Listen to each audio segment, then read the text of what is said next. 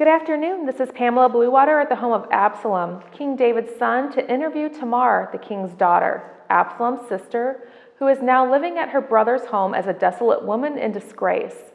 Our purpose in JNS Biblical Productions is to see if there are lessons to learn from what we are about to hear from Tamar, King David's beautiful daughter. Welcome, Tamar. Thank you. Tamar, I know you may find this difficult to talk about, even more so as you are the daughter of the king, but our purpose in this interview is to see if there is something to learn and hope for future generations of young women who have experienced what you went through with your half-brother Amnon. Let's start with the bare facts about your half-brother.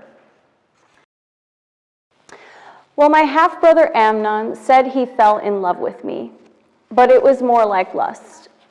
He got his good friend Jonadab, a very shrewd and conniving man, to help him get a plan to get me.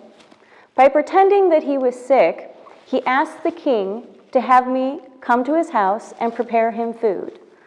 Well, of course I had to go. When I got to the house, I prepared him food, and as I was doing that, he sent all of his guests away. And he simply blanked me in cold blood. And you protested? Yes. I said, "Don't force me. Such a thing should not be done in Israel."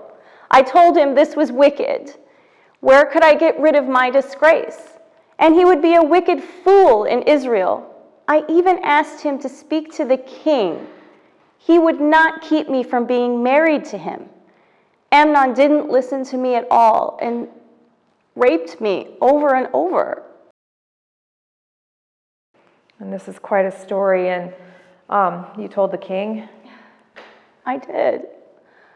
But there is more. Amnon then hated me more than he loved me. And he told me, "Get up and get out."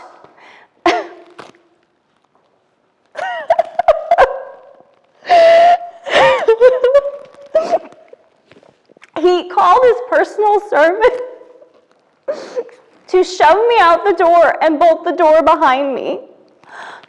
I told Amnon before he shoved me out the door that sending me away was a greater wrong than what he had done to me. And then what happened? I was wearing a richly ornamented robe, for this was the kind of clothing that virgin daughters of the king wore. I forgot to tell you I was a virgin. I put ashes on my head and I tore my robe that I was wearing, and I was just crying all the way to Absalom's house. I'm the receptionist here at JNS. I heard your story. Why didn't you tell your father, King David, or your brother? Your father, he would have executed Amnon right away. You don't understand. I'm a royal family. My brother Absalom told me to keep quiet, don't tell anyone, because Amnon was my half-brother. The king was told, and he did nothing. He looked the other way. So now I'm a disgraced, desolate woman, living here in my brother's house. I'm no longer a virgin. I can never get married. Even though I'm the king's daughter, it doesn't matter. Now I have to live out my life either in my brother's house, Absalom, or in the king's harem. I don't know what to say. I don't understand the king. David was angry, but he did nothing to resolve the situation or to even punish Amnon. He could never chastise his sons, so he protected the abuser rather than the victim and tried to hush things up, because if it got out, it would be an embarrassment. Tamar, your story is terrible. I mean, in fact, it is horrible. And it sets the precedent for the future generations of powerful men and abusers, and how a cover-up is preferred and the victims are invisible because the crime's not spoken of and is ignored.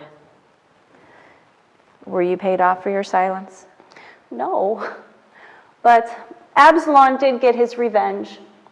2 years later, he lured Amnon to a sheep shearing celebration and had his men stab him to death. But I was a ruined and abandoned, desolate woman, a total outcast. Tamar, there's a lesson to be learned by all this. Women are safer if they know their rights and they use their voices. Your story will embolden future generations to speak up and speak out against and expose sexual violence and protest it and prevent predators and also heal the victims. I think you have something there, Ms. Sedgway. King David, by doing nothing, perpetuates these kind of sins. Victims and bystanders are wounded all over again. Our perpetrators will do what they want again, and future church protection policies will have their roots in Tamar's testimony.